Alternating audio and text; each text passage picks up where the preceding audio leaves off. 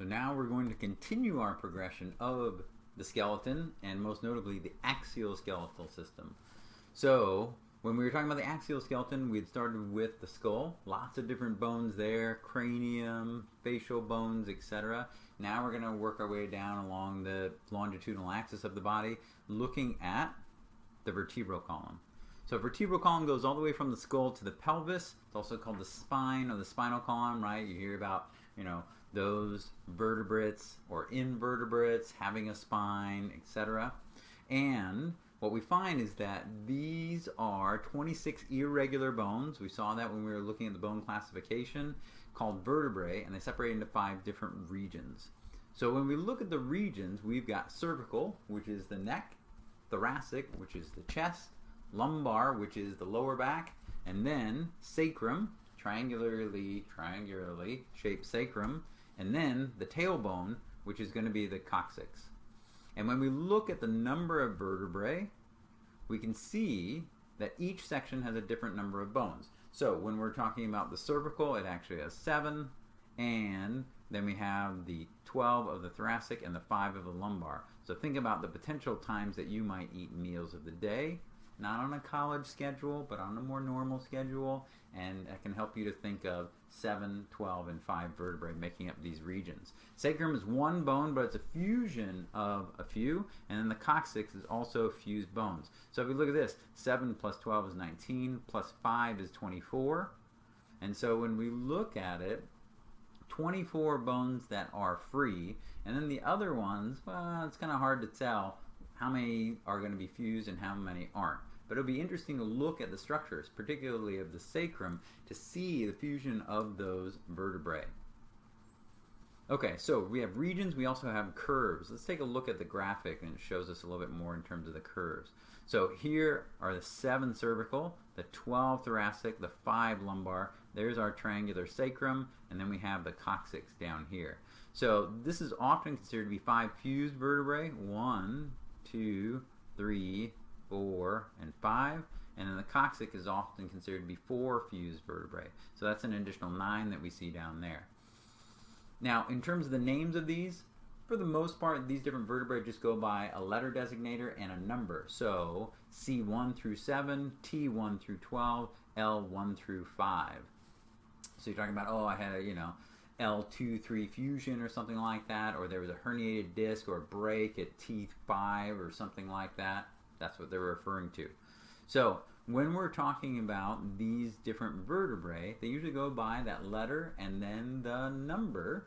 And then there are a couple, though, that have their own particular names, like sacrum, coccyx. When we get up here, we'll find that cervical vertebrae number 1 and 2 also have their own special names. But we're also talking about curves. So you can see that there's a cervical curve that comes this way, a thoracic curve that goes that way, a lumbar curve that goes this way, and then a sacral curve and a coccyx curve that goes the other way.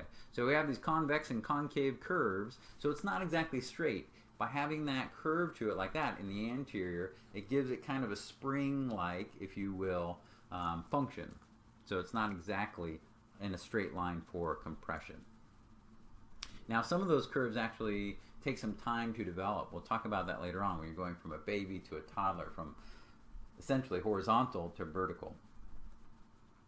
So when we look at these vertebrae, again, we can see where the spinal cord is going to be passing through, right here.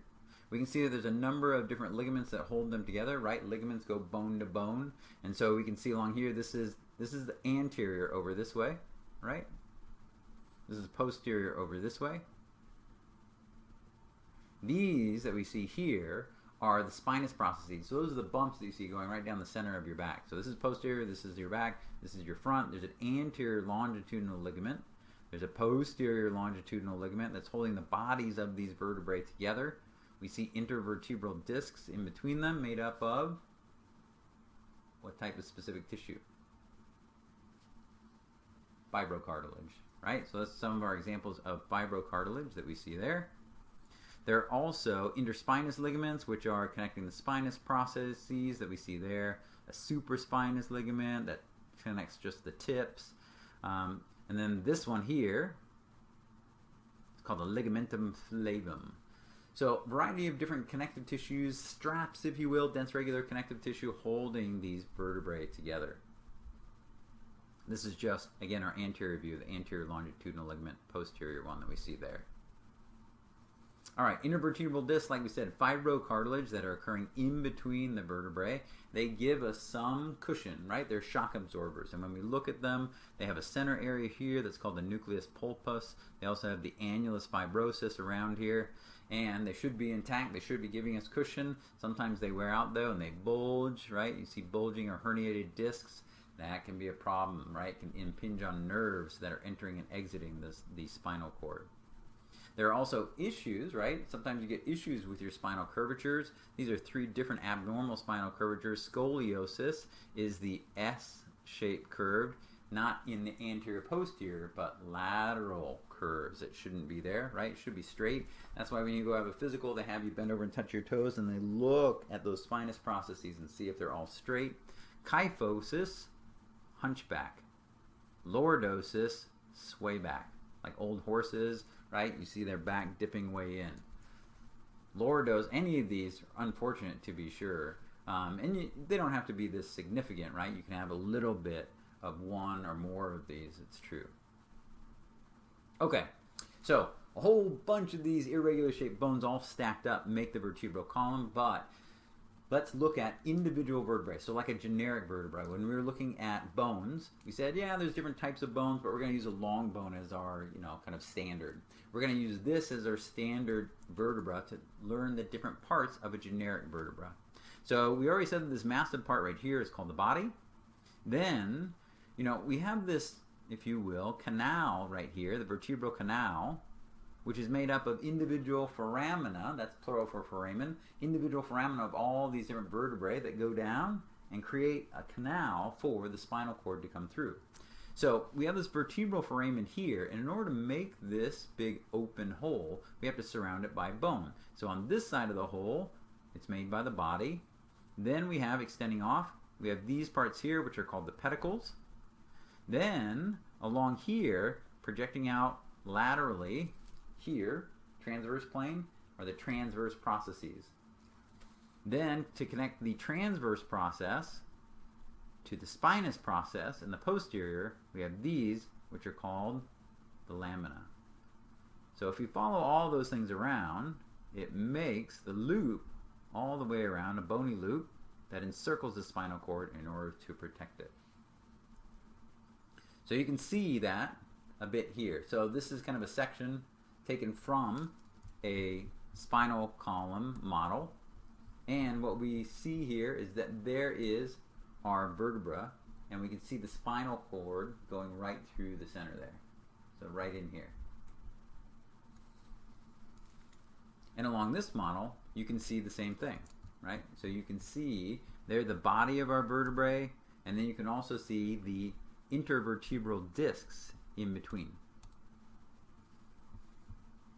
Okay. Now, this table here, table 7.2, lists those different structures like we talked about for a generic vertebrae, but we also said that we have 3 different main sections, right? Cervical and thoracic and lumbar.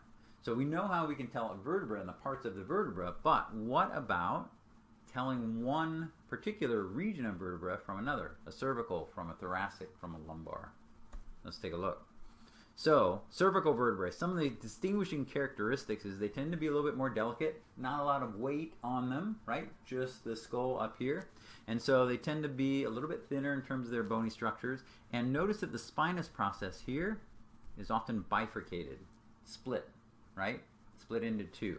Notice as well, we have 2 extra holes here. Not only do we have the vertebral foramen, but we have these transverse foramina as well. Extra holes on the side that only cervical vertebrae have. That is for the passage of blood vessels like the internal carotid artery to go up to the brain. So, bifurcated spinous process, kind of a heart-shaped, if you will, vertebral foramen, and additional foramina called transverse foramen located on the side. So that helps us to see that that's a cervical vertebra. Thoracic vertebrae, they look pretty much like our generic vertebrae. But if we look at them from the side, we can see that the spinous process is much longer and it's more inferiorly pointing as well. And so that helps us to discriminate our thoracic from our other ones. In addition, the ribs articulate with these vertebrae, and so where the ribs articulate or form a joint with it, there are little flat areas where the bone touches, like right here on the transverse process and right here, right near the body. These ones here are called rib facets or demifacets right here, and these are called costal facets right here. So only the thoracic vertebrae have these additional facets or flat area. You know, you talk about a ring. I don't really have stones in my rings, but you know how a cut diamond has all those little flat surfaces called facets? Those flat surfaces on this bone are for the articulation of the ribs. So those also count to be able to tell a thoracic vertebrae. Then lumbar vertebrae. So lumbar vertebrae, look how massive they are. So they have really massive bodies. They have relatively short processes because these are big weight-bearing vertebrae of the lower back. So they're kind of stumpy, if you will, much shorter in terms of these processes. So that helps us to identify them. Okay, a couple other things. When we look at the cervical vertebrae that we see here, right? So we can see those bifurcated spinous process, C's. We can see the transverse processes are going to be over here, forming a separate little canal, those blood vessels. And we can see how we have those specialized first two cervical vertebrae. First one is called the atlas, right? The atlas, like the mythical character, supported the globe. This is your globe, supported by the first cervical vertebrae, which is the atlas. Then we have the axis, that's C2. So C1, cervical vertebrae number 1 is atlas. C2 is axis. So axis, just like the Earth rotates on an axis, this globe is going to rotate on an axis like this. And so what we have there is, here's the axis. It's got what's called the den sticking up, and the atlas sits on top of it. And so it rotates like this. Here's our thoracic section, again, with our inferiorly pointing spinous processes, especially long. These bones kind of look like giraffes, right? Here's the nose of the giraffe. Here are the ears of the giraffe, the transverse processes, and here are the horns of the giraffe here. These are called superior articular processes. Now, all of the different vertebrae, most all the different vertebrae, have superior and inferior articular processes. Remember, to articulate means to form a joint. So the superior one form a joint with the inferior with the one on top of it. So you see, here's inferior of this one, here's superior of this one. Here's inferior of this one, and the superior of this one is right behind it. So again, here's our lumbar vertebrae. Somebody thought that these kind of look more like a moose with a very blunt nose. Instead, maybe some eyes in there. We'd have to have kind of bigger things like this, but regardless, it looks a little bit more like a moose compared to a giraffe. So if that helps you, all the better. All right, so we get down from cervical to thoracic to lumbar. We get down to the sacrum. So the sacrum, again, is triangularly shaped. And if we look at a picture of it, you can now see how it resembles 5 individual vertebrae. So we used to have a intervertebratus here, and here, and here, and here. See? So this is one vertebra here, there, there, there, and there. These are the transverse processes extending out like that. And then they ended up fusing like we see there. So these holes like here were between the individual transverse processes of the vertebrae previously, like you see over on the side over here. But when we look at it, we have a sacral promontory. So this is the anterior side. This prominence, this promontory right here is sacral promontory. These wing-like structures here are called the ala. And when we look at these holes, these are called sacral foramina, right? Holes. If we look at the posterior side, we see here these bumps.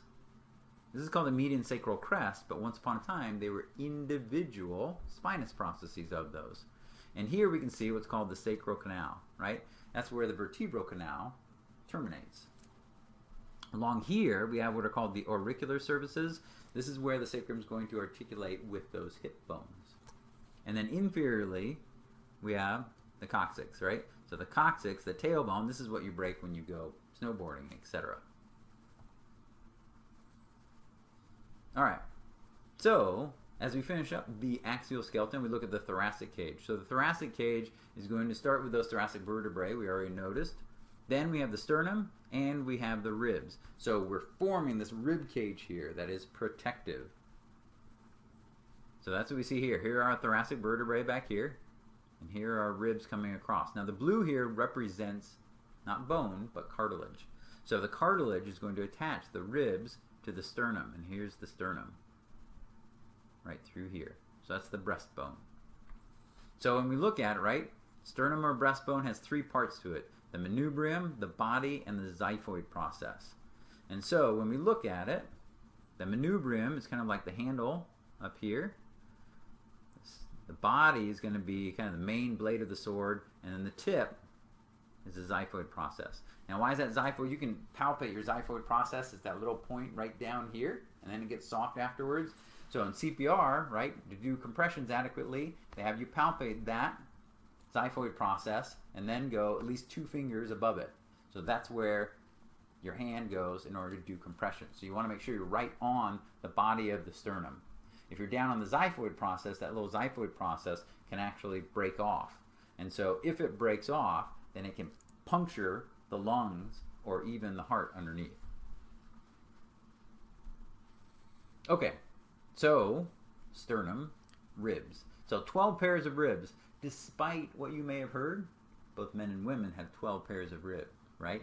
Women don't have an extra rib, anything like that. 12 pairs of ribs. When we look at them, they're also organized into regions. They're the true ribs and the false ribs and the floating ribs.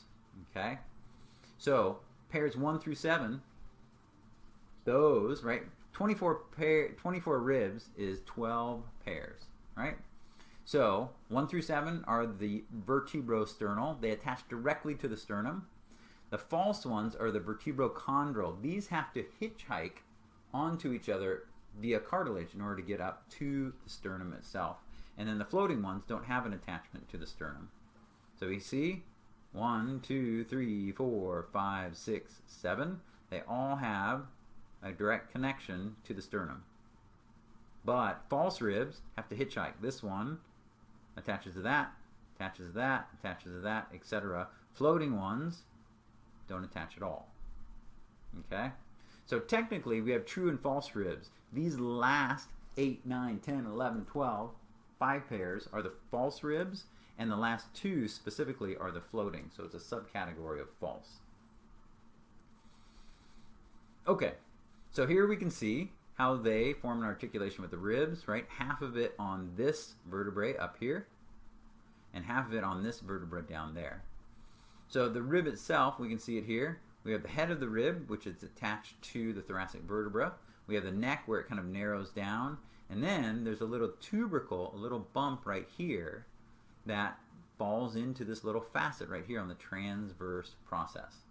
So that forms an articulation right there as well. And then the rest of the part of the rib there is just known as the shaft. Okay, so those are the ribs. You need to know the different categories of ribs: true ribs, false ribs, floating ribs. Few different parts like we talked about, like the head and the neck, and the tubercle, but that's about it. Sternum, manubrium, body, xiphoid process. You had more details with the vertebrae, all the different parts of an individual vertebra, as well as knowing the different regions, right? Cervical, thoracic, and lumbar, plus the sacrum and the coccyx. So that wraps up our axial skeleton. Our next stop is appendicular.